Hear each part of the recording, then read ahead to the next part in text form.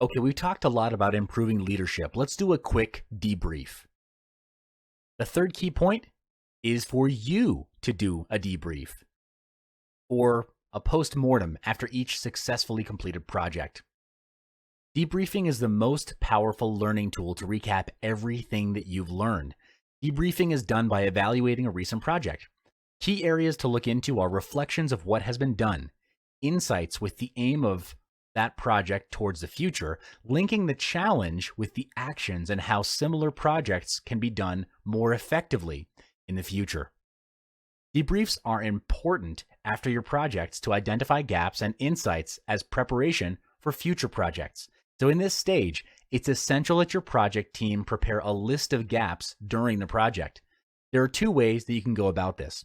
The first is to identify the current gap that the project team detected and how to close that gap in the future. The second is to identify potential gaps in the future.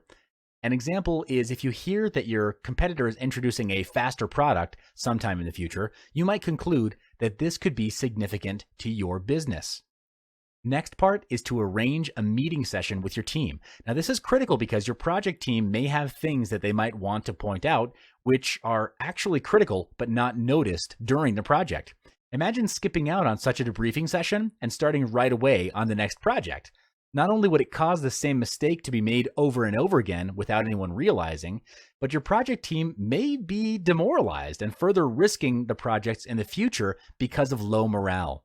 Therefore, it's your core role in these meetings to be a facilitator and to lead by conducting the session without bias, regardless of any employee's rank and regardless of what they say.